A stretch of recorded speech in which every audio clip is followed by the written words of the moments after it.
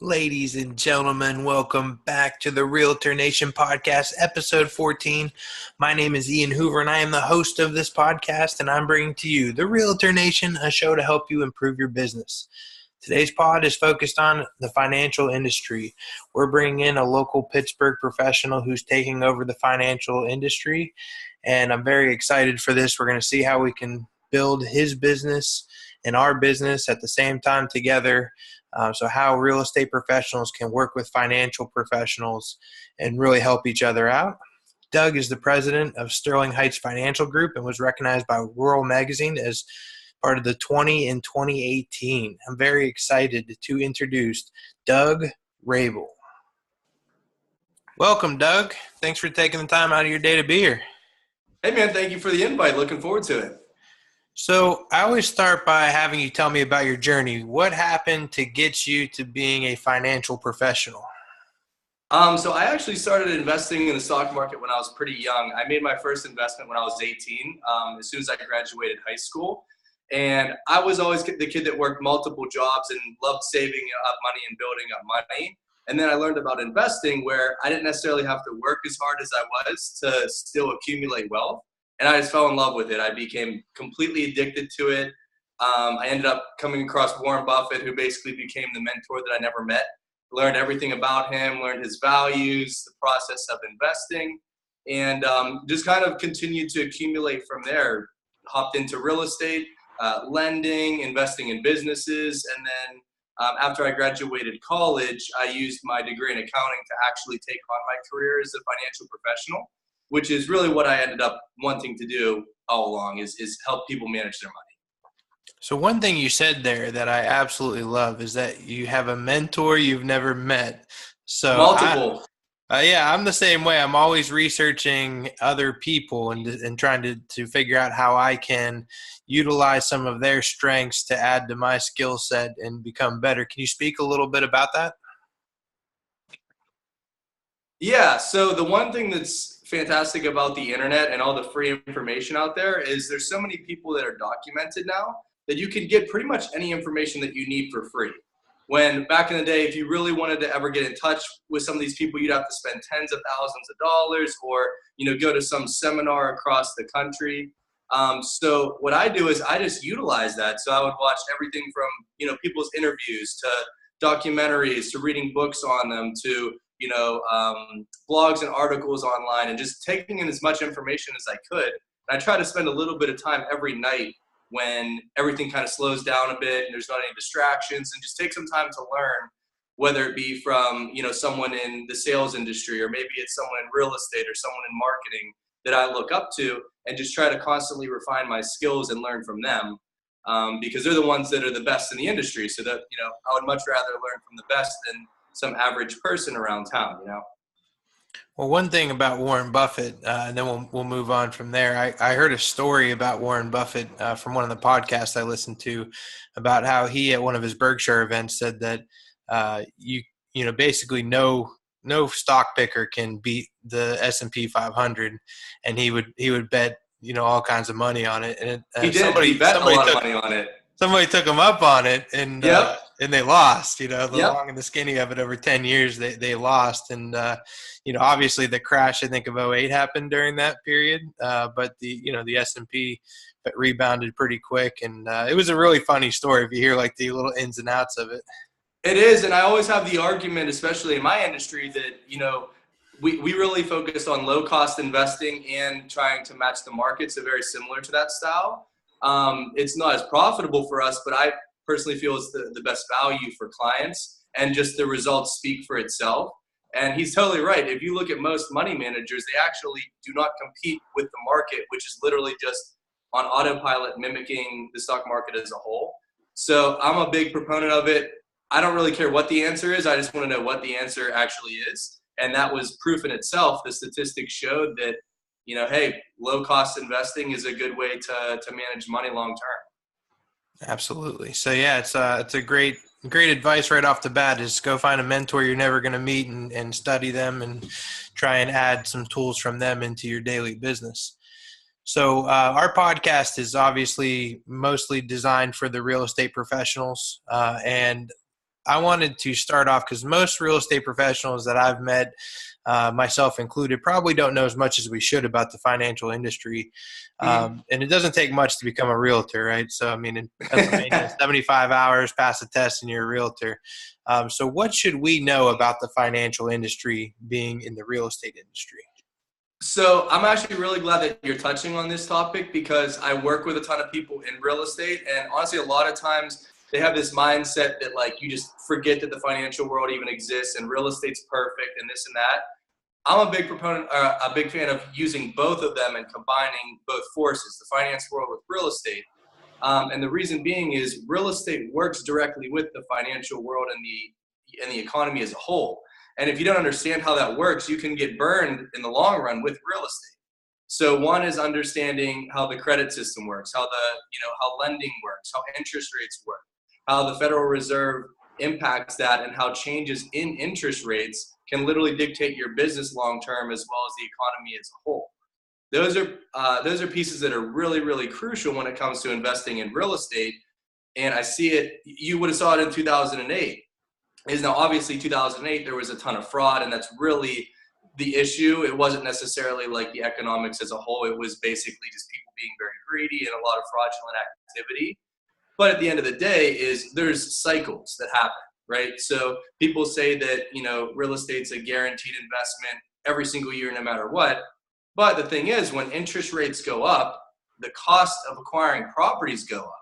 So that means that your margins automatically shrink. If you're used to paying 5% interest on a loan, and now the only option is 8%. Now, it might be a little bit drastic, but realistically, the point I'm trying to get across is that's a guaranteed shrinkage in your margin before even thinking about the tenant not paying rent or the overage in construction or the contractor gone bad that screws you out of 10 grand, So there's a lot of pieces that go into it that if you can understand how they work together, I think you have a much better chance of being a successful real estate professional.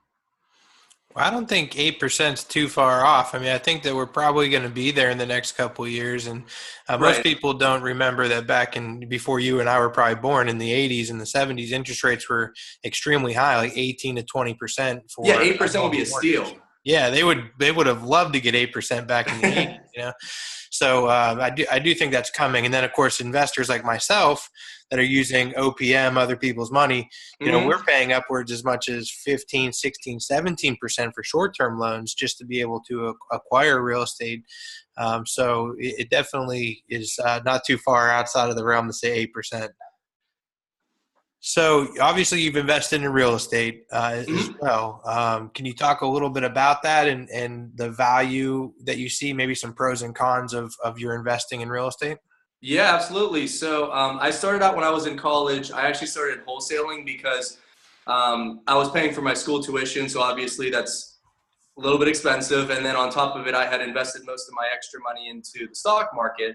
So I didn't really have a ton of capital available. So I learned about wholesaling as a way to not only learn about the industry, but basically trade my time for money, as I didn't have $50,000 to just dump down on some property. So took me about 6 months before I actually closed my first deal.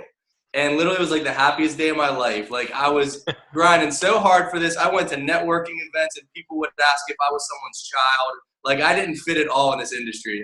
I look like I'm young now. I looked like I was 12 years old back then. So while I closed my first deal, I literally made like $300. Not worth it whatsoever, but I was just so pumped that I finally did a deal. So I ended up sticking with it. I ended up closing like 3 more in the next couple months, made like $6,000 and then quit my internships and did it full time. So I ended up I was doing like 20 wholesale deals a year, roughly. And then I used that capital to start flipping houses. So I did about probably 4 flips in the upcoming years. And then I liked the model more of like residual income as opposed to taking the risk of the appreciation of the property and not making income the whole time it's vacant. So I moved into rental properties, accumulated a decent portfolio, got into lending as well. Everything from brokering loans. I was a private lender on multiple mortgage notes. And then as of recent, I actually got my notary license just to do some closings in my spare time. What spare time? We got to outsource as much as possible so you have some spare time. Right, right. So what, for people that are out there that don't know, what is wholesaling? So wholesaling is essentially finding a distressed property generally from a motivated seller, a very discounted distressed property that you can get under contract at a steep discount and then sell that contract to an investor for a small profit where it's still going to be a very profitable investment for them. So essentially you're locating the deepest of the deep discounted deals, and then you're selling your contract or the option for you to purchase that property at that certain price. That contract in itself has value, so that's the actual fee or the profits that you can make on those deals. So just to put it, I know it sounds a little technical, just to put it into some simple numbers, if you find a house that's worth 100 grand and the seller's willing to sell it to you at say 40,000, and you know for sure that people would pay 45 all day for this, you can get it under an agreement at 40, sell your contract for $5,000, and someone will end up paying $45,000 total to purchase that property from the seller. So you don't take on the risk of actually owning the house or putting a ton of money down. And then the investor is really happy because you found them a deal that they would have been willing to pay, $45,000, $46,000 for. Absolutely. And at the end of the day, it should be a win-win scenario. The seller's getting out of a property they don't want. Yep. The investor's getting a property they do want, and then you're making a little scratch in between. Unfortunately, there are some wholesalers out there that aren't questionable. The best. Yeah, questionable Yeah. at best. Yeah. So one thing that I did want to bring up, because I know that you are way better at this than I am. You have a good ability to live beneath your means, right? So you have the income coming in, and Yeah. you're very good at not spending it. Me, I'm like, oh man, I got to pay off these bills. I gotta I got to drive a nice car. I don't know. I enjoy my car. It's, Yeah, nothing wrong with that. yeah, nothing wrong with that. But, so I wanted you to touch base on that because I think that, in the real estate profession, especially your first 3 years in the business, you're not going to make as much money as you think you're going to make. So you really need to budget and live beneath your means. I was good at it at one point in time. I've probably gotten a little bit worse at it at times, but I'd like you to maybe touch base on what you do and some tips and tricks. Yeah, so I'm probably the cheapest person you'll ever meet. I have a rule of thumb, and I'm not joking when I say this, that I try to only spend money on things that will make me more money. And the reason I do this is over time, just from understanding money and so many different investments, is there's an opportunity cost in my head for every dollar that I have. Because I look at investing as I can probably make between all the assets I invest in somewhere between 12 and 15% on average a year. So if I look at something as not getting that, then I don't want to spend my money there because I know there's an opportunity that's much greater over here. So everything I look at is just building, kind of like painting this canvas more or less, where it's like my work of art, where I'm just building this with all these different businesses and these assets that I'm investing in. So for me, it's like that is my shiny fun car. Like that's my project that I want to put all my money into. Now, obviously, I love like luxurious things. Like I absolutely will get a Bentley one day. It's my dream car. I want to have an awesome house. Like I don't not like nice things, but I'm just delaying that gratification as long as I possibly can because I know that it'll pay out 10 times more in the future. So I try to live well beneath my means. Things like I really never go out to eat. Very rarely do I go out to eat. I make pretty much all my food at home. I shop at discount retailers, places like Aldi's, Costco. I'll eat Happy Fun Squares for cereal instead of like Cinnamon Toast Crunch. I don't care. And I don't really try to buy a bunch of flashy stuff. Not that there's anything wrong with it, but I just feel that a lot of times it's, kind of people's trying to get this perception that they're wealthy and this and that. I don't really care what people think. I'm more concerned with what I'm trying to build on my own. So those are just some of the concepts that it's more of a mindset than anything. It's just a consistent discipline to focus on your end goal and have all your money go towards that, as opposed to some of the things that maybe you'd enjoy more today. And if you can delay that gratification, it'll pay off. You'll see 5 years from now, 10 years from now, and you'll look back and you'll be like, wow, I'm literally a decade ahead of where I thought I was because of making those sacrifices. Absolutely. It's really great advice there. So with your, you're in the career financial industry career your hobby maybe is real estate. Is it safe to say that? Or Yeah, I look at most all investments without emotion. So real estate was an awesome opportunity when I got in.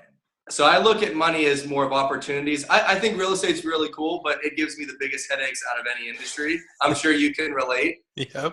Nothing worse than waking up to, oh, you need to spend $10,000 on this new sewer line, and this tenant didn't pay this and this and that. Like, not many businesses you're going to see that, right? Right. So I think it's an awesome investment, and I'll always invest in it. But I look at where I'm putting my money and where I'm focusing my time based off the opportunities.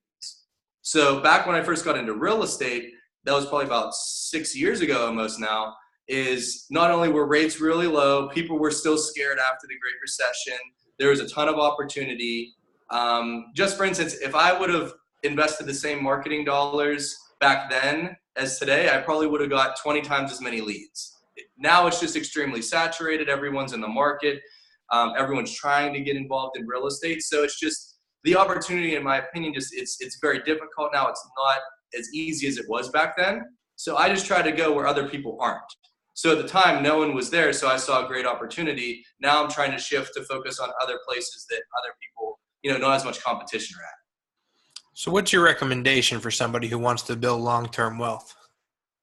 So the first thing I always would suggest is worrying about your safety net first. A lot of people just hurry up and are like, oh, I'm not making a ton of money, so I'm going to go try to scrounge up money and put it into this property to then generate income, and it'll be really, really easy once I get the property. And then they have a busted toilet and a roof that goes bad, and now they have to find a way to put $4,000 into a property that they already didn't have, and now they're really, really hurting. So my first rule of thumb is to first focus on your safety net. Have at least 4 to 6 months of expenses sitting in cash at all times, like non-negotiable. Because when life happens and something bad goes wrong, then you're going to have access to cash to get yourself out of it, or at least get yourself by for a few months. The next thing is on high income skills, is finding ways that you can actually generate a good income. People nowadays think like you have to be a business owner. There's nothing wrong with working a good job or having a good sales job and generating a lot of money that you can then filter through into investments. If you don't have money to invest, an investment isn't going to be the way to get rich, right? An investment's a place to park your money to generate either residual income or accumulate over time without working for it. So my first thing is make sure you have a huge safety net. And if that means cutting your costs, if that means not going on vacation this year, you have to make that sacrifice. It is what it is. But a lot of times the easier way, or the more fun way, is to generate more income. So maybe that means a side hustle, or maybe that means learning a new skill that you can then market yourself and make more money on the side. But once you have the more consistent income coming in, then I suggest people take like 20% of your extra cash flow every single month and reinvest that in something. Whether it's in the stock market, whether it's in a business, insurances, real estate, just something that every single month it's coming out of your pocket, whether you like it or not. And it's very consistent, right? It's a lot easier to put $400 a month away than to stash $6,000 overnight, right? It's just a lot more palatable for people. So that's an option that I found really is kind of not guaranteed to make you rich, but it's guaranteed to give you financial security way long term. But just going back to the rule I use is find ways that you can generate more money with your money.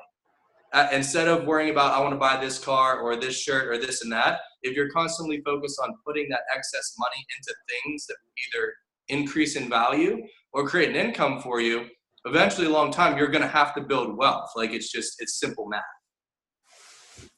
Yeah. So what would a good safety net be for somebody? Like, are we talking 6 months reserves? Are we talking 2 years reserves?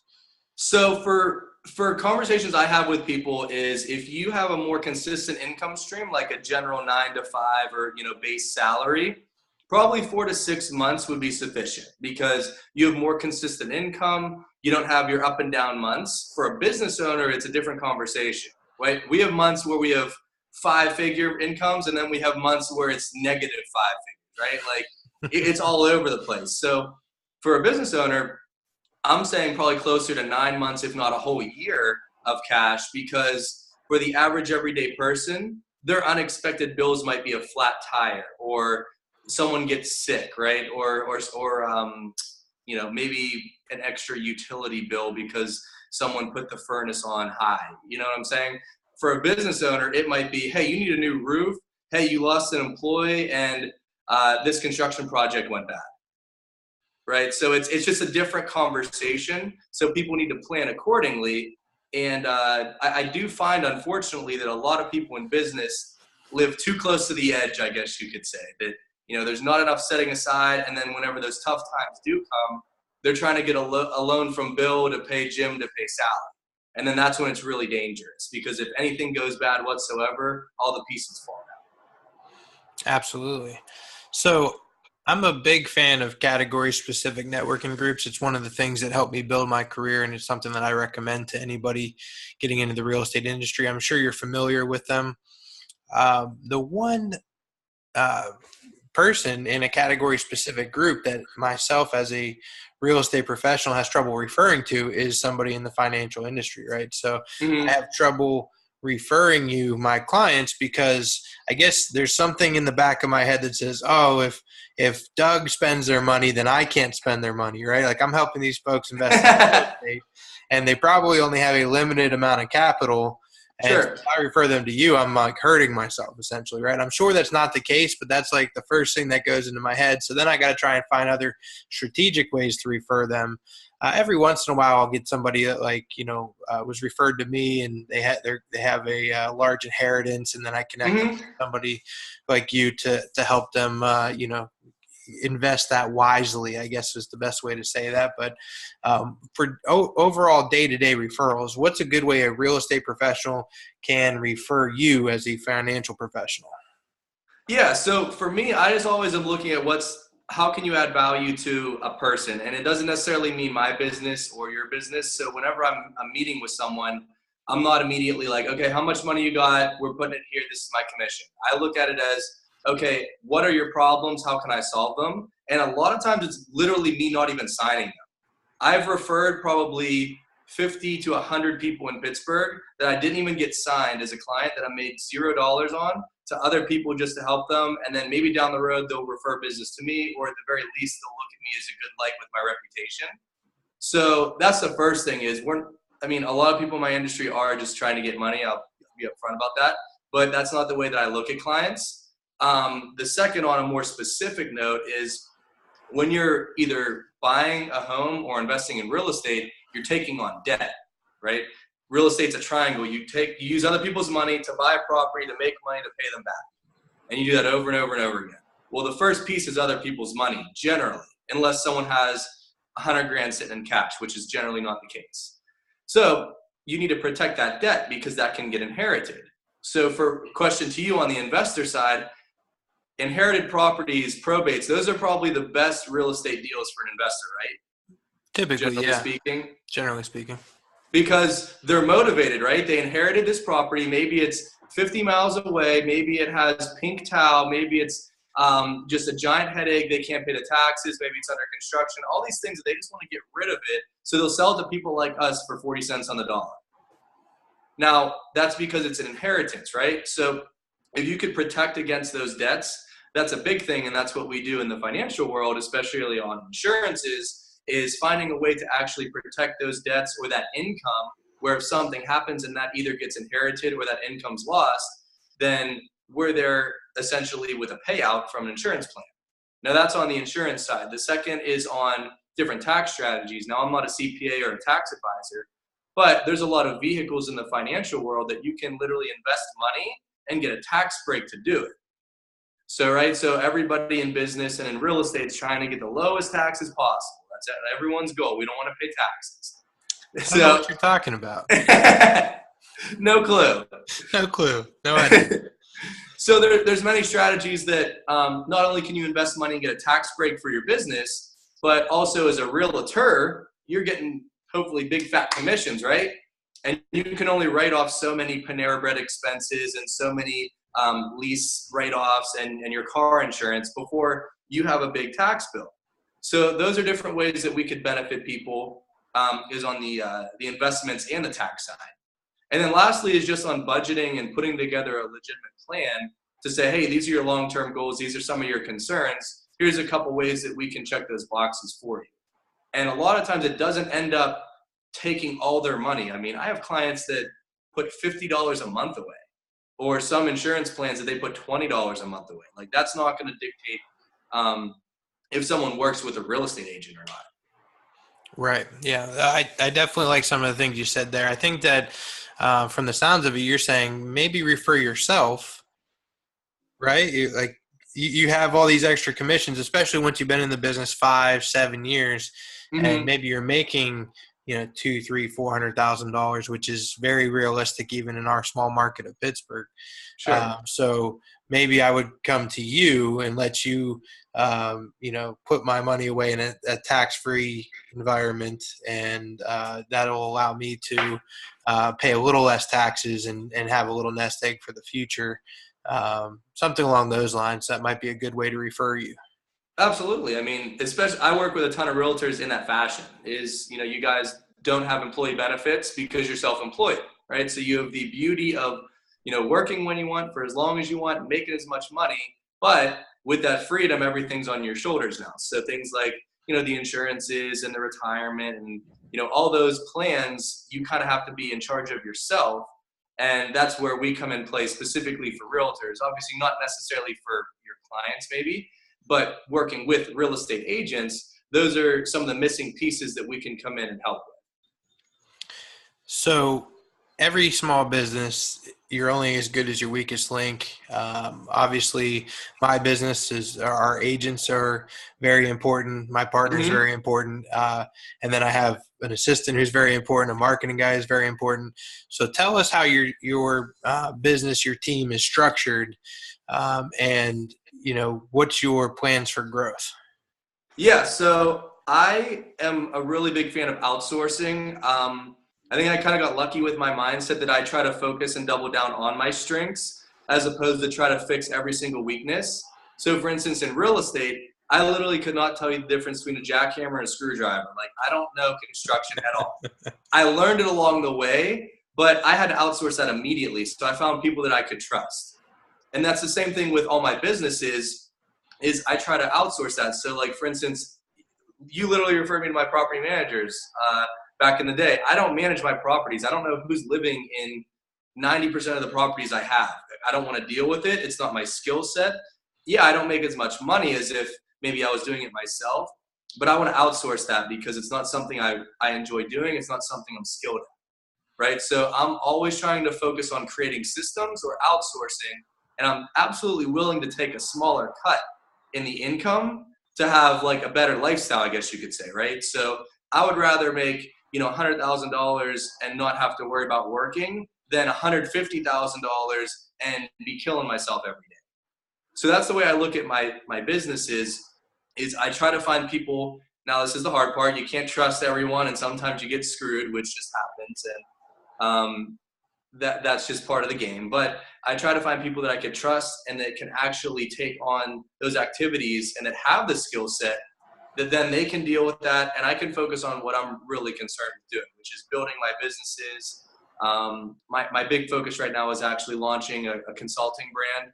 So that's something that hopefully this week I'll have totally up and running. I really want to help business owners and be kind of a one-stop shop for them. I want to educate them on everything from their sales, their marketing, building the business, employees, management, managing their finances if I need to, helping them with real estate services and referrals, just being like the resource that every business owner in Pittsburgh can use.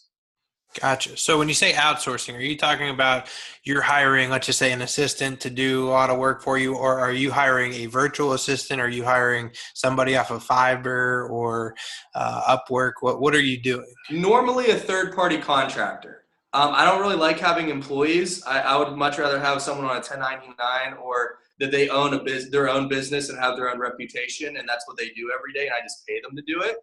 So I actually don't hire a lot of people. Mostly everything I do when I say outsourcing is just finding trusted third-party vendors that can help me or potential business partners that can, stay in their lane and I stay in mine. You have one example of that for us? Yeah. So for instance, on like the marketing side, I did not, I don't know anything about when I first started out, like video production or editing or, uh, algorithms with social media. I understood how to market and how to brand. So I outsourced that. I have video guys that I work with and photographers that I work with and editors that I work with that handle all that stuff. And then, like for instance, I said in real estate, I outsource all the construction. I'm not there with a hammer and nail. I'm finding people that have a good reputation in Pittsburgh that actually do that 24/7 because that's their skill set. And I'll absolutely pay them to do that. Or the property management, for instance. Those are all different businesses that I'm technically paying, but they're going to take over that role, and I could still have it in my arsenal, so to speak, of like services, more or less. So, what is your favorite thing about the real estate industry? Um, I like the real estate industry because there's really no barriers to entry. You don't have to have a degree, you don't have to have special training. Kind of anyone can just hop in and do it, which is really cool.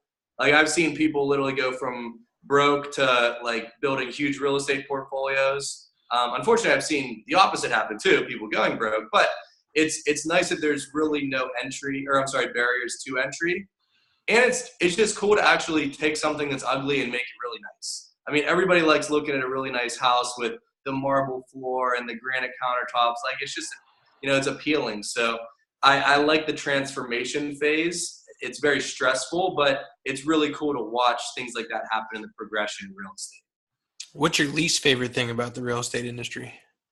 Um, I hate that it's illiquid, meaning that you cannot click a button and cash out of it or get out of any of those problems. So for me in the stock market, if I need cash or if I don't want to be involved in an investment anymore, click a button, cash is in the bank account 7 days later, right? In real estate, if a tenant messes up the property, they're not paying rent, there's a repair that needs done, the bank doesn't care. I'm still getting a mortgage coming in. I still have to pay insurance. I still have to pay taxes. And I can't just cash out of that house to get me out of that issue. I kind of have to deal with that stress and get myself out of that hole. So, I could combat that. okay, I'm all ears. So, when the crash happened in '08, I was a young, dumb, early 20s. I was in management and I was making decent money. And I saw my 401k Mm-hmm. crash, right? Just completely crashed. I mean, I think I went from like almost $100,000 in there down to like 20, right? Yep. And the first thing that went through my head, because I was young and dumb, is click that button, sell it, grab my 20 before that goes away. Now I did put that money to work in real estate, which worked out for me, and I've probably gotten it back over the long haul. However, because it was easily available to click that button and walk away, I didn't see it through when it would have rebounded in probably 3 or 4 years, and I probably would have had most of my wealth back. Mm-hmm. I clicked that button real quick. When in real estate, when I get that call that, I just had a roof go bad or a furnace go bad or whatever, I can't go and just be like, click a button and sell that asset now because it's driving me crazy. I have to see it through almost, right? Because even if you're going to sell it, you have to improve the property to sell it for max value. So you're still going to have to put the roof in or replace the furnace or whatever the situation is. So I have had my days where I've woke up and said, man, I need to just sell all this crap and focus on just selling real estate or something. And, I've forced myself to power through because I couldn't just turn around and click. Yeah, you didn't have a choice. If it was easy, I would have clicked the button, sold it, and then I would have regretted it like 5 years later. So that's a saving yourself from yourself concept. I guess I understand where you're coming from on that. My point is having the choice to do it is now, if you like, to your point is if you would have just stuck in the market, yeah, I think the last 10 years, I just saw a fact from like 2009 to today, the S&P went up 300%, 30% a year to sit on your couch and do nothing. That's insane, right? Absolutely. So, but again, that comes to the psychology of it. Now, I'm not saying because I'm losing money, I would cash out, because obviously I don't think about money emotionally. But what I am saying that if you need it, And I'm not even saying if the market could be skyrocketing if I need money or if I want to cash out, if something happens, I get sick or, someone loses a job. I have the ability, like you had the ability if you wanted to click that button and get the money out. In real estate, not only are you tying up a ton of capital and have a debt and have like expenses that are consistently coming through, but if you need the money, you can't tap out of it. I guess that's my downfall with real estate. Not that it's a good Absolutely. idea to do it, but just saying if you really needed money, liquidity, the access to cash. I've just always been a fan of having access to things if I need it. It just reduces my stress level knowing that, hey, in a moment's notice, if something happens, boop, I got my money in my account, right?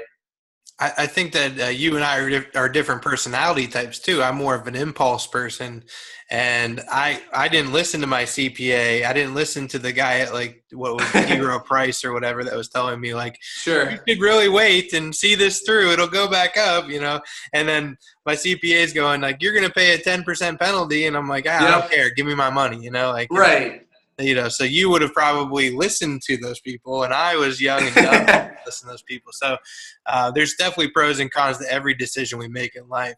And that's the beauty of investing is there's so many different asset classes and there's so many different ways to invest in each of them that there's not a right or wrong answer. That's why I really enjoy helping people manage their money is every single person's a different scenario and we can customize something towards that. Like obviously there's some features that you find very important to you. So we work around that. And then the person next to you might have a totally different mindset and then we work around that. And that's the beauty of investing as a whole, not just in real estate, the stock market, credit markets, is that there's the ability that you can find whatever fits you. So from the time you wake up to the time you go to sleep, what does a day in the life of Doug look like?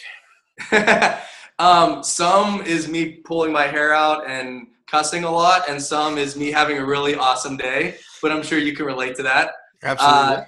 So normally when I get up, I put on CNBC to check on the market, any, economic news, any business news, just to see what's going on in the world. I don't watch like the local news or like any, regular news stations like that. Then I, check on emails, any missed phone calls, texts, kind of get started for the day. I try to have my week planned out ahead of time so that I just click on my Google email to just see where everything's at. Okay, I'm going to this meeting at this time, this meeting at this time, and I don't even have to think about it. I just want everything to be automated. So hopefully throughout the day, I try to have some consistency, a couple meetings, couple conference calls. Some days I have nothing to do and other days I'm 14 hours straight, but that's just, that's kind of how business works. So I like the consistency of a few meetings a day. And then after my day is done, I'm normally a little bit worn out or tired. So I'll kind of relax for a bit. And then I try to go to the gym as well as take a lot of time to myself at night, because at night I found like I'm much more creative when there's no distractions, nothing, no one's calling me, and I could just sit and think. So I think about, plans for the next day, ideas for businesses, different strategies, things that I'm doing wrong that I can change. I learn a lot, whether it be from, podcasts or YouTube videos or reading books. At night is where I really put most of my ideas together, and I try to get stuff done that I couldn't throughout the day. So maybe that means designing content or filming videos or doing something more marketing oriented, because during the day you're busy taking calls and going to meetings and paperwork and all this stuff. It's just, you can't really set your mind to it. So how many hours a week do you work? Honestly, it differs a lot in my industry, and I'm sure it's kind of similar to yours. Is I'm oriented based off of meetings, right? So there's days like, for instance, on Monday, I had 4 meetings set up. 3 of them had to reschedule. So that means I had 1 meeting that day. So I barely had anything going on, right? Now, other days, I have 4 meetings set up, plus 3 conference calls, plus paperwork I have to do. And I'm nonstop from like 9 to like 8:30 at night. So it kind of goes based off of other people, as obviously I'm in a people business, to where I can't just dictate when I work. I kind of have to wait for others to actually do the work. So it varies a lot, to be honest. So when you have a day where you have 3 meetings canceled and you have 1 meeting now for the whole day, what do you do to fill up the rest of your day? Because myself, I find myself saying, "Oh yeah, I'm going to catch up on this office work," and then I mindlessly just look at my email Yep. for a large portion of the day, and I'm like, "What did I do?" Right. I have those days too, trust me. I try to be efficient if I can and maybe either start planning some things. So maybe I'll take that time to focus on some marketing strategies or get caught up on some of the things that I left beside and I just forgot about, right? Um, Generally, it's based off of setting more meetings for the future because if I don't have any meetings, I'm not going to have business coming in. So either I'm going to be working on some marketing concepts or I'm going to be trying to set future meetings because I have time to do so. Now, I know you know a lot of real estate agents, but this number is probably pretty similar to your industry, I would assume as well. Why do you Mhm. think 87% of agents fail by the 5-year mark? I think I think that should be more generalized to salespeople because at the end of the day, you're helping someone buy or sell a house, right? I'm helping someone, Hmm. invest or manage their money. At the end of the day, it's technically a sale, right? So sales in general is very difficult because a lot of times it's commission based. So if you're not doing so good, you're not eating. That's very difficult for True. people. Yeah, like that's very difficult just from a very basic level. But two is it's draining because not only are you taking the time for your marketing and trying to find the leads and following up with people and doing all the administrative stuff, but more importantly is you have to deal with the no's, right? You have to deal with people just not calling you back. The friends that you wanted to meet with, and then they end up saying, "Oh yeah, I'm interested," and they just hang up on your calls coming in every single time. So you have to have some thick skin, and a lot of times people don't. The follow up is super important too. A lot of people are just like, oh, you know what? I didn't get the meeting today. Done. So they go to their next person that they can contact. Didn't get the meeting. We're done. And then they run out of their 50 contacts to call instead of continuing to follow up and do different marketing strategies and different out of the box ideas to where they're like, okay, I don't have anyone to call. I'm not making money. I can't pay my bills. I'm out. And that's generally what happens is it takes a certain type of person to kind of go through that sales business.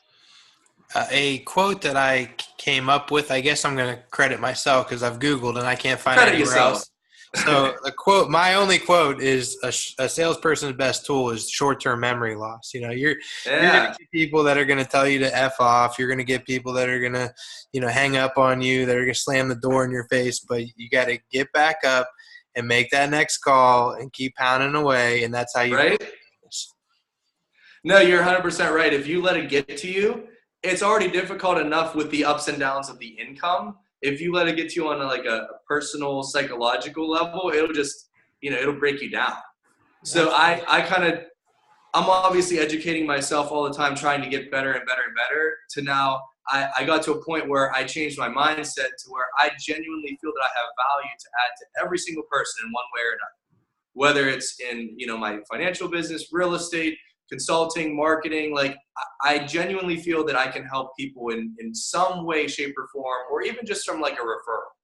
So for me, it's my job to now meet with people. Like I owe it to them to meet with them and have those conversations because I feel that I can help them in one way or another. So it's not necessarily like, I don't know if I want to call them. Like, I don't want to sound like salesy and do this. I'm like, I need to help you. Like, we're meeting. Right. You got pushed for it. Absolutely. So if we went back in time and you're 18-year-old Doug Raible, what changes would you make? Oh man. Um, I feel like at the time I wasn't really happy about like commuting to school and things like that, but it ended up being really worth it for me. So I don't think I would change anything as far as how I went to school and the way I did it. It helped me a lot with my work ethic, being able to balance a lot of things at once. Um, I wish I would have known more about the financial industry before hopping in, which I guess there's really no way to learn besides experience. But it is definitely an industry that, besides being cutthroat, is there's a lot of things you have to watch out for that with the firms and their payouts or locking you into contracts or having you pitch certain products and this and this. And you can't really go back to those initial contacts that you tried working with because they already have a perception of that conversation or that meeting. So I think I probably would have put more time and effort into really interviewing every financial company I thought about going to and understanding more about the industry before just totally hopping in and just, I guess you could say, being less naive, doing my homework first. The other thing is with partnerships. I realized that those are, again, not liquid. I can't send an email and say, hey, we're done. Like, there's a legal issue, there's a reputation issue, there's money involved, there's so many things that go into it. And I was always gung-ho on like just being positive and taking people's word because I always had someone's best interest in mind. And then I realized lately that a lot of people are all talk, but they're not really doing what they're saying they're doing. Or two, that when times are rough, people are always going to think about themselves as opposed to the business. And I learned that the hard way with a few different partnerships and people I was working with. So I think if I can go back, I would tell myself to not be as naive and I guess maybe say proven guilty until proven innocent as opposed to innocent until proven guilty. I want people to show me that they're really someone that I should be working with long term and build that trust instead of just automatically giving it out to everyone. Yeah, I mean, partnerships can be absolutely amazing, and they can also be absolutely horrible. Right?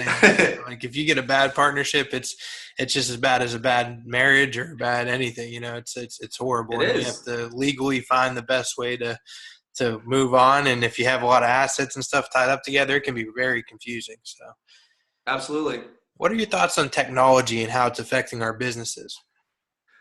Man, so I was like the anti-tech person for the longest time. Like I'm kind of old school by nature. And I forced myself this year to just learn about stuff. Like I'm not joking when I said like I wouldn't know how to set up a TV probably a year ago or like set up my Comcast. Like I'm that bad. But I had to learn about all this stuff, mostly from a marketing standpoint. I always was using social media for marketing purposes. Like I did that before. I guess people said it was cool to do it, but I didn't really understand all the technology and things behind it. So stuff like websites, how does SEO work? How does the algorithms work on social media? How do you do targeted ad campaigns? All these things really is starting to change my business because that's where the future is. Whether you like it or not, it has to go there. And more importantly is you can automate things. So my end goal is to always have systems and to bring myself out of the business and invest my money so I don't have to work for it anymore. So utilizing technology is just so crucial. If you can create platforms where you don't have to be stuck on the phone every single day calling people, and instead you can have a system working, bringing in your business, that's huge, right? So those are some of the positives. The negatives is it takes middlemen out of the business, and you and I are both technically middlemen, right? You're helping someone buy or sell a house. The house is the end person, the buyer or seller is the end person, and you're in the middle. Same with me. I'm helping people get connected to financial institutions to either build their wealth or their insurances, so on and so forth, and the client's over here. So with all the free information out there and all the technologies that are putting things on autopilot, it's kind of squeezing the middlemen to a degree because now there's a lot of ways that you can do it yourself with all these platforms that exist. So that's something that's a little bit scary to me in the long run. But what I'm trying to do is just be of so much value that people will choose me over a machine. Because at the end of the day, when you're in a people business, a lot of times they want to work and they're buying their house for the rest of their life. They're probably going to still want someone's advice and trusted guidance, right? Same with me. If I'm managing someone's entire life savings, generally people don't want to leave it up to just a chat on a website. You know what I mean? So if you could still be adding value and coming in a way of helping people, I think that our careers will still be very much of value to people, but it's changing so much and you have to change with it or I'm afraid that people are going to get left behind. It is absolutely. I mean, you hit it right on the head. It can be wonderful, but it also has its challenges. When it comes to the chatbot thing or talking to somebody online versus having a person actually deal with, I'm not really worried too much about the next 5 or 10 years. Mm-hmm. I'm worried about when that next generation down gets into a point where they're ready to buy a house. Because I mean, I look at some of these teenagers nowadays, and they literally will sit next to each other, have a conversation via text instead of talking to each other. So Yeah. I am a little concerned about that. But there's some millennials that are that way too. So, Mhm. I mean, I definitely am a little concerned, but the thing that I've always tried to do is think about how we can, build our business to take advantage of that when that day comes. Exactly. So if you put the systems in place now and you're ahead of the competition when that day comes, that maybe somebody's willing to buy a house just off of a chat box online, or maybe somebody's willing to invest in the stock market just off of a chat box online.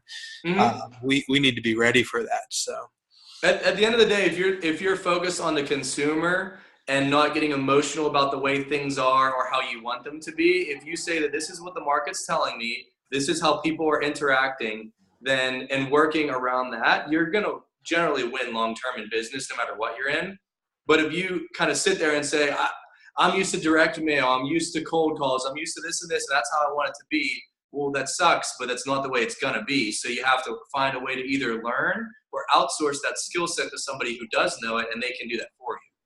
And I think that's really the issue that I see, is that if you're not adapting, you're just going to get left behind. I mean, like it was what I forget what the time frame was when cell phones actually came out, like what, 15 years ago, 20 years ago, like legitimate phones. yeah, And late '90s. yeah, and then now we literally have cars that drive themselves and phones that I'm talking to you in person basically on a phone. It's insane. So the growth of technology is happening so quickly that like 2 months ago there was some like crazy idea, and now it's totally inverted into something new in a matter of months. It's like almost a full-time job keeping up with all the changes. It sure is. So let's talk about goal setting. How important is it? Goal setting is huge, but actually having a plan is the thing that will dictate if you hit those goals. Everyone says, I want to be a millionaire in the next 5 years. I want 25 houses. I want this and that. Yeah, I have goals like that too, but if you don't actually put it on paper and find not only a monthly, but try to do a weekly, goal planning, that's the only way you're going to really reach it. And the other thing is, if you set a high goal, I always like to try to shoot for something that's kind of unrealistic. And then if I come close to it, I'm still probably going to be really happy at the end of the day.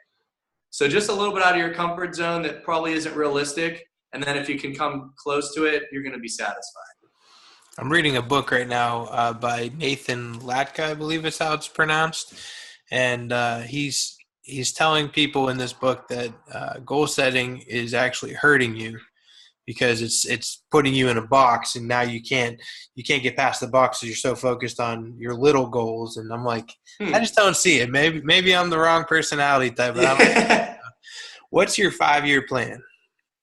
So 5 years from now, I'm hoping that I will have all my mortgages paid off and basically real estate will be totally outsourced for me.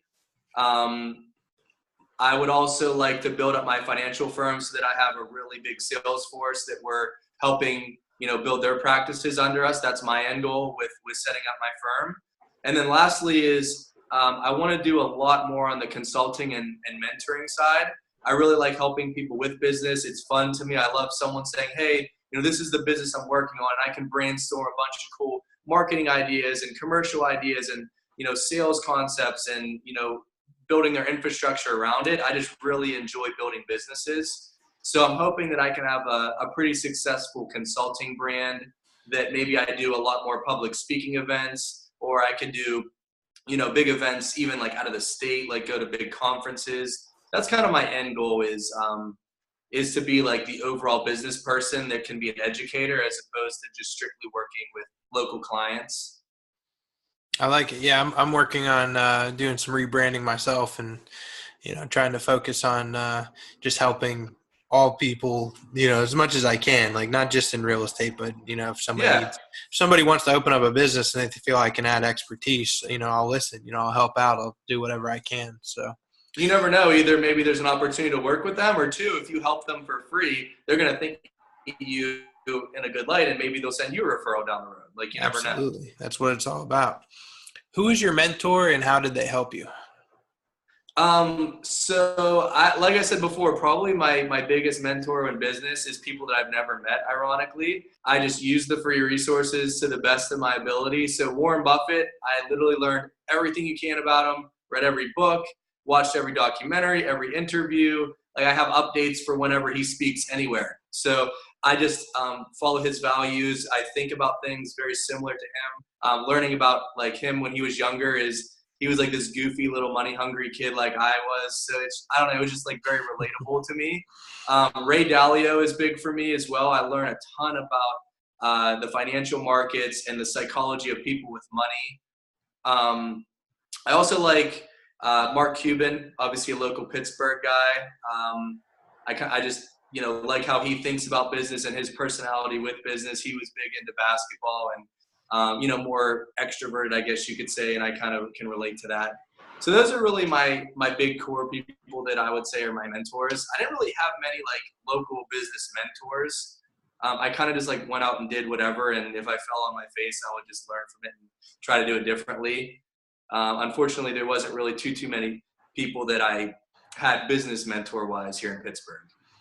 So I'm going to challenge you because um, I have met a couple people that I respect that are maybe a little borderline famous, maybe. But Mm-hmm. I'm going to challenge you to set a goal. You don't have much time left because he's getting up there in age, but I think you should be working hard on how can you shake Warren Buffett's hand one time. I tried. Yeah, I literally have sent letters. I thought about just like scoping out for the annual Berkshire event. meeting. Yeah, Yeah, the shareholder event, just like flying there, like sitting outside. But I you figured should. that's the worst time because there's gonna be No, 50,000 I think you should go for it. Like you should absolutely people. go for it. Just try and find one time where you know he's going to be somewhere. Because I think that if you really feel like he's somebody who's contributed to your life, just going and shaking his hand and telling him that, I think it would mean a lot to him. And I plan to do that with certain people that I respect and want to someday meet. Mark Cuban might be one of those. I'd love to meet Mark Cuban someday. I think I that. actually had an email with him. I did too. Yeah, I've emailed him a couple times. He responds. It's Yeah, pretty he does. entertaining. It's crazy. I had it literally saved on my phone. I was like, this is nuts. I thought for sure it was like some fake email, but like It's it was not. him. Yeah, he responds. His Gmail. He'll respond to it. So it's pretty. Yep. How do you balance work and life? Um, it's kind of a double-edged sword, I guess you could say, because right now it's all about like sacrificing that work-life balance because you're trying to have this end goal to where life is going to be really easy and perfect and money's going to be working for you. But in order to get there, you have to literally sacrifice everything and kind of work your face off, be super stressed out, be anxious, deal with all that stuff. Um, so I've always delayed that gratification. But with everything I do, my end goal is to create systems and investments that'll be working for me so that I can have that really good work-life balance. So last year, I had a great work-life balance. Like I had, a strong practice with back when I was working for a financial firm. My real estate stuff was pretty much outsourced. I was getting income from investments I had made, and it was really nice. I could, honestly, I was working maybe 30 hours a week last year, and things were really good. And then I made the shifts to starting up my own firm. So now it's kind of like back in survival mode, right? So for the short term, probably not going to have a lot of work-life balance, but my end goal is that these sacrifices will give me an insane work-life balance that I can work when I want for as long as I want. I can go live in Florida for the winters if I want to. That's like an end goal for me. So I guess that's how I describe it as of right now. Okay, so that kind of leads into my next question. What does retirement look like for you? So last year I hit it. I'd like the most basic form of retirement where I really didn't need to leave my couch to have all my bills paid for at a decent standard of living. That's like the most basic form of retirement, but that's not like for me what I want. My retirement is I can buy what I want, when I want, anywhere I want, and like basically have no rules with life more or less. That's my end goal. I probably will never totally retire because I enjoy what I'm doing and what I'm building. So I'd probably be way more miserable if I did nothing. Like the days that I don't have anything to do for work, I'm like really pissy. I enjoy working and building towards my goals. So I'll probably never totally retire, but I do hate the winters, and I want to find a place that I can live at during the winters at a bare minimum and expand my businesses either down to Florida or maybe to the West Coast. So that's like a midterm goal of mine, I guess you could say. Yeah, I 100% know I'm never going to retire. However, I would like the freedom to travel. Like just Yep. say, hey, we got an open weekend. Let's fly to Paris, or like let's just go do something. And that's something that I'm striving for. And I mean, I guess if I really, really wanted to, I could probably retire now and live way beneath where I want to live. And Sure. but it's more about building up to where you don't have to. You can literally do what you want to do, and that's really what I hope that's what everybody's striving for. That's in business for themselves. Hey, I'll give you a quick tip on the traveling. All Okay. right. Get yourself an airline's credit card. Okay. Put your business expenses on the card because you could technically write them off.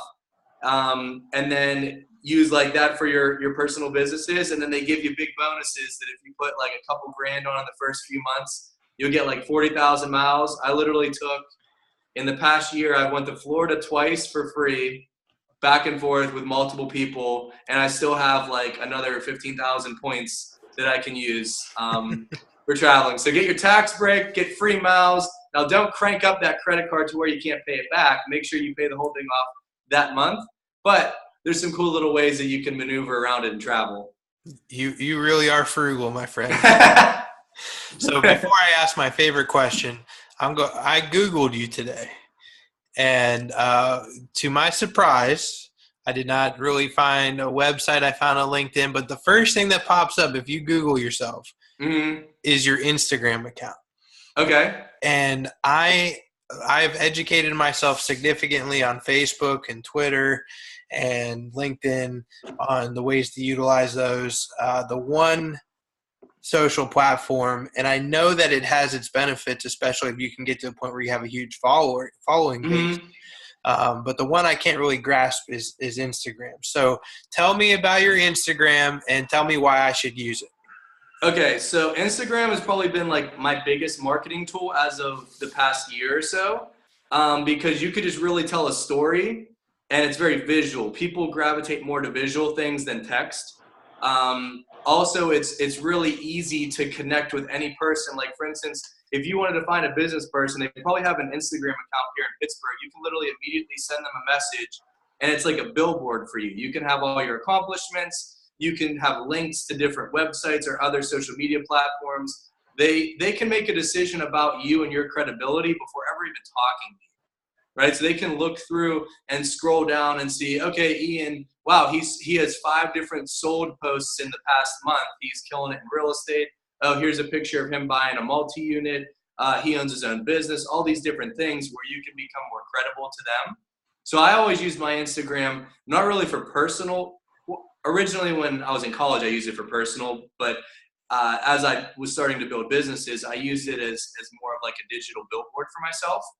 So that's how I look at it. I try to be really strategic with it too. So there's certain hashtags that you can target that maybe would be more applicable to your audience. And there's a bit of a science towards that. Also it's technically just a digital form of yourself, so you can cross promote a ton of stuff. So like I would get involved and work with all these different people in Pittsburgh, and maybe there'd be a story up tagging me or a picture with me tagged that then they're basically saying to their following, hey, I put trust and credibility into Doug. You should check him out. And then I get some of their audience. And then, if you work with people that have a big following, you can get the influence from their audience. And that web is just constantly building that network to where you can create thousands and thousands of eyeballs looking at you for free, that you don't have to pay for ads. You don't have to spend $500 on a direct mail campaign. And it's literally the click of a button on your phone anywhere in the world. So it's been a huge marketing tool for me. Unfortunately, with compliance purposes, I really can't talk about anything financial, but I can talk about business and real estate and like motivational stuff. So I haven't gotten the chance to utilize it how I wish I could have, just because of the regulations. But it's an incredible tool if you're trying to build a business. All right, I'm going to do it. I'm going to do Instagram. I'm going to start it today. I'll check today. You better have it up. I'm going to have it up. I do have a personal one from like way back when it came out that I used like a little bit and then like never did anything with it.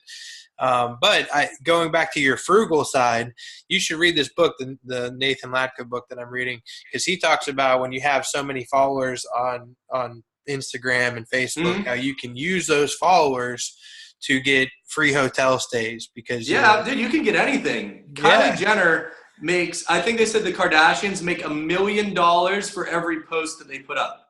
That's crazy. That's ridiculous. That's now, crazy. Obviously, that's not realistic for us. But for instance, I literally got sponsored and I got a custom suit made because I was sponsored.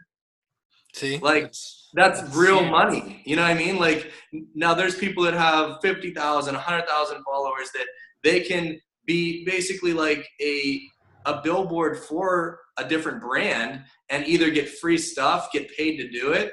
That's not necessarily like my immediate focus, but down the road, if on top of it, I can work with some local brands that I enjoy their services and just get free food or free clothes or free whatever, then yeah, it's like, that's awesome. I'm doing it. I'm going to do it today. Okay. So moving forward, the last question before we go into the blitz round, what is the funniest story from your professional career?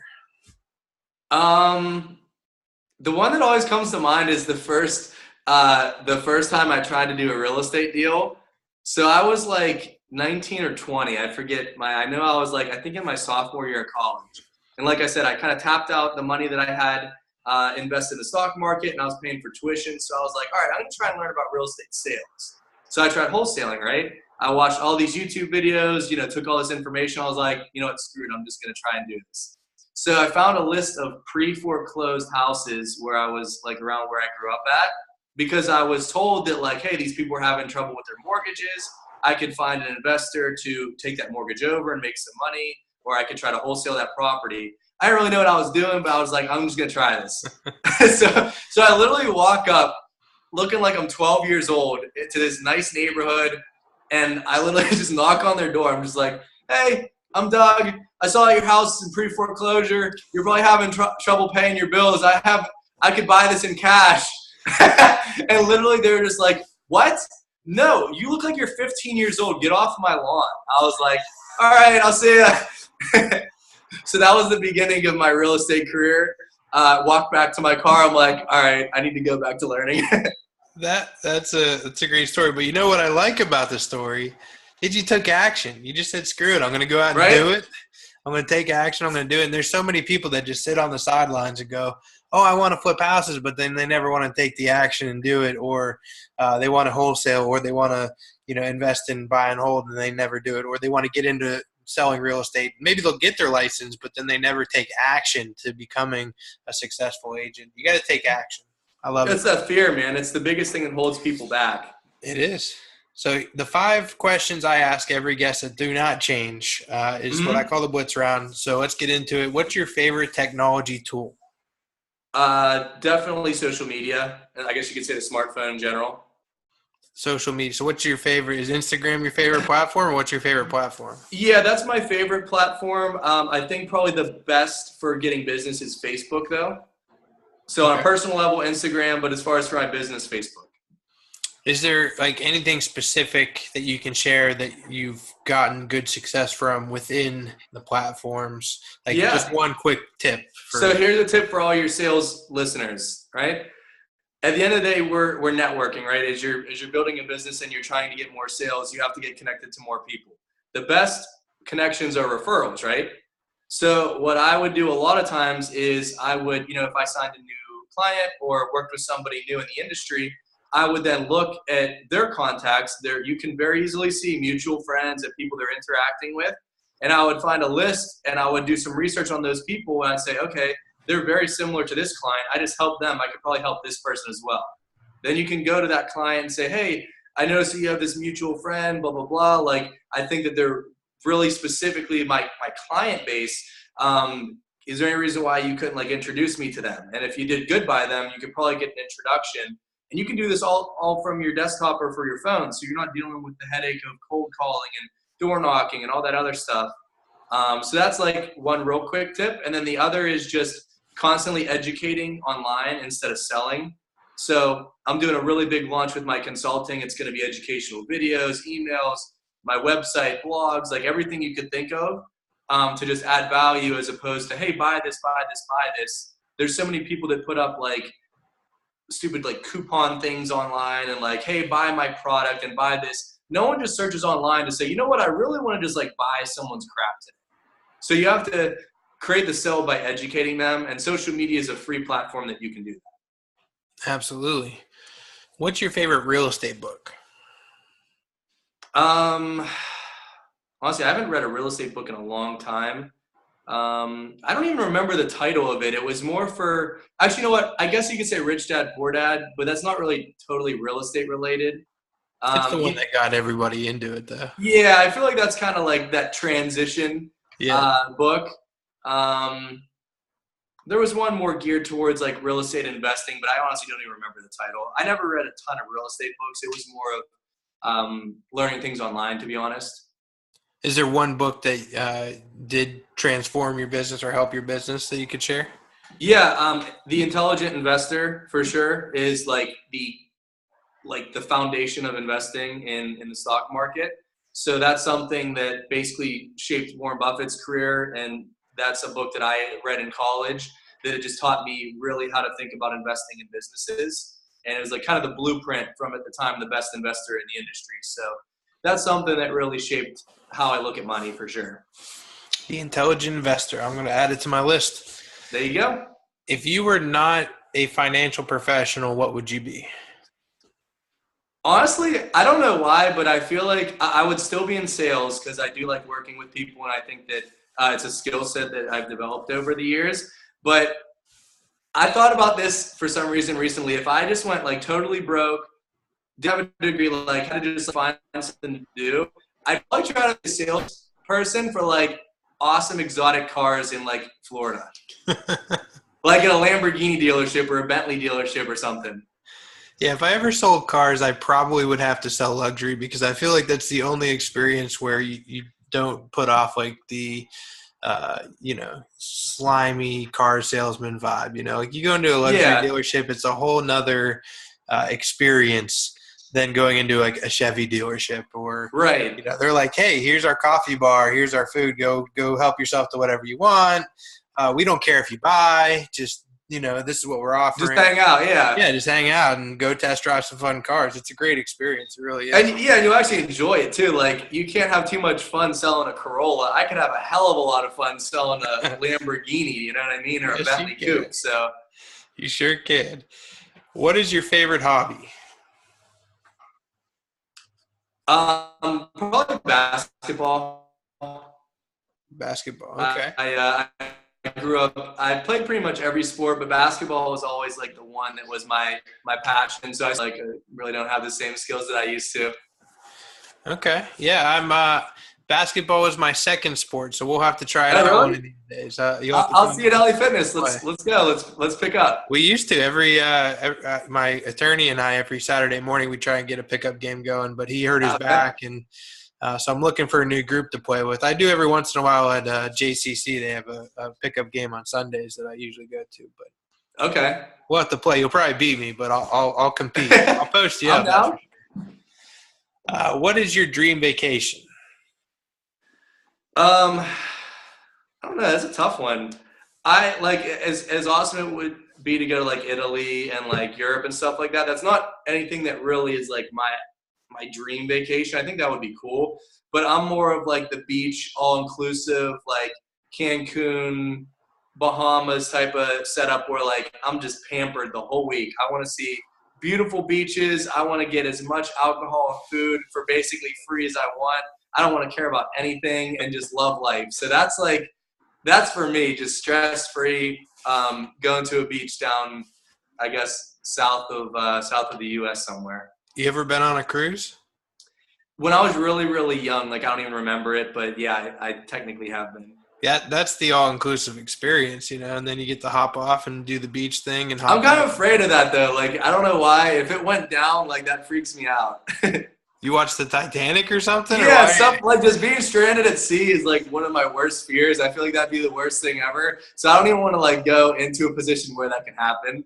Even that small amount of stress would make the vacation a little bit less desirable. So Well, I just started cruising. I've been on two now, and going on another one. And yeah, it's a good time, man. I recommend it, but if you're afraid, I guess. maybe we'll do one where it's just like at the dock, like it's just sitting there. Hey, if you want to be scared, man, do your thing. I mean, that's fine. I want to live life, so I'm not. All right, Doug. Well, hey, man, I really appreciate it. We actually went way over on time, but I felt like you were giving some awesome content to our listeners. And I challenge you to do your own podcast. I think that would be great for what you're doing, and I'd love to be a guest on it. So, Absolutely, man. That's kind of some goals in the near future. So as the platform's building, I'm all for it. awesome, man. Well, hey, thank you so much for coming on, and have a good day, brother. Thank you, buddy. Appreciate it.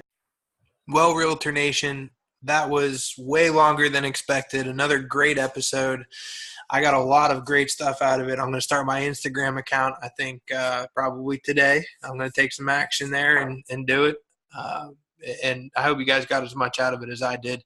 Please subscribe to our podcast and leave reviews. That would help us out tremendously. For all other content, visit our website, dhrea.com/learn. I'm looking for more people to interview too. So if you're interested in coming on the podcast, just shoot me an email, ian@ianhoover.com. Until next time, this is Ian Hoover with the Deacon Hoover Radio Network signing off.